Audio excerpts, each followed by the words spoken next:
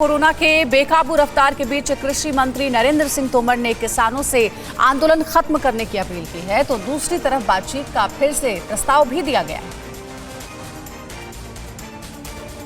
केंद्रीय कृषि मंत्री नरेंद्र सिंह तोमर ने कहा है कि आंदोलनकारी किसान अगर कोई ठोस प्रस्ताव लेकर आते हैं तो सरकार फिर से बातचीत करने के लिए तैयार है। 3 नए कृषि कानूनों के खिलाफ किसानों ने दिल्ली बॉर्डर पर 5 महीनों से डेरा जमाए हुए हैं और जिस तरह से देश में कोरोना के हालात बद से बदतर होते जा रहे हैं, उससे किसानों की सेहत को लेकर कृषि मंत्री की टेंशन और बढ़ा दी है। तोमर को इस बात का डर सता रहा है कि आंदोलनकारी कहीं कोरोना वायरस की चपेट में न आ जाएं। सरकार और किसानों के बीच अंतिम बातचीत 22 जनवरी को हुई थी। 11वें दौर की बैठक में भी कोई नतीजा नहीं निकला था। बंगाल चुनाव के बीच कूच बिहार हिंसा ने सूबे की सियासत गरमा दी है। सीएम ममता बनर्जी ने गृह मंत्री शाह से इस्तीफे तक की मांग कर दी है। खबर है कि ममता आज कूच बिहार का दौरा भी कर सकती है। कूच बिहार हिंसा की आड़ में टीएमसी पॉलिटिकल माइलेज लेने में जुट गई है। पूरे राज्य में प्रदर्शन का ऐलान कर दिया है। चुनाव आयोग ने हालात के मद्देनजर अगले 3 दिन तक सभी नेताओं के कूच बिहार में एंट्री पर रोक लगा दी है। वहीं इलेक्शन कमीशन ने पूरे मामले में क्लीन चिट दे दी है। आयोग ने कहा कि जो भी कार्रवाई की वो सेल्फ डिफेंस में की। कूच बिहार के जवानों को स्थानीय लोगों ने घेर लिया था और राइफल छीनने की कोशिश की थी। तब जवानों को मजबूर होकर गोली चलानी पड़ी, जिसमें 4 लोगों की मौत हो गई। राज्य में अभी 4 चरण के चुनाव अभी बाकी है। केंद्र ने केंद्रीय सुरक्षा बलों की 71 और कंपनियां बंगाल रवाना कर दी है।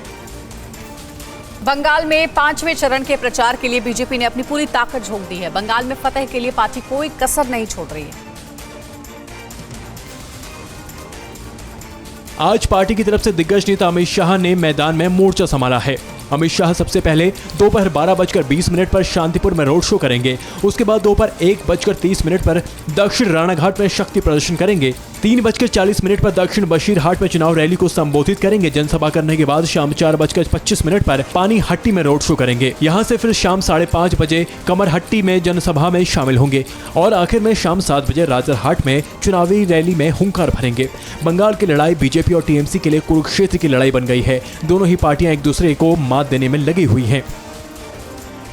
तो वहीं ममता बनर्जी भी बंगाल में हैट्रिक लगाने के लिए कमर कसी हुई हैं और राज्य में अपने बूते पर चुनाव जीतने के लिए अपनी पूरी ताकत लगा रही है।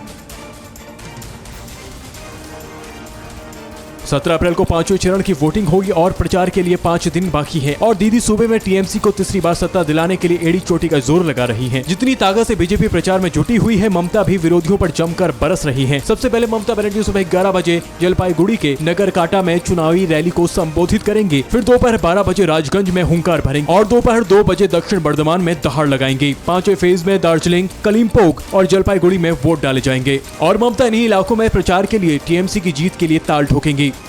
राहुल गांधी का मोदी सरकार पर हमला जारी है और इस बार राहुल ने रोजगार और मजदूरों के पलायन पर सरकार को घेरा है। रिपोर्ट देखिए।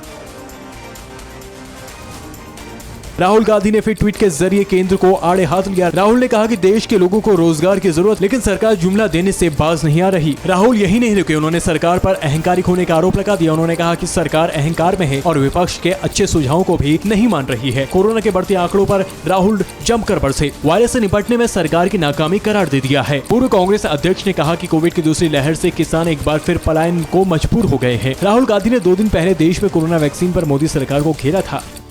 फिक्र आपकी, सोमवार से शुक्रवार रात 9 बजे सिर्फ TV9 भारतवर्ष पर।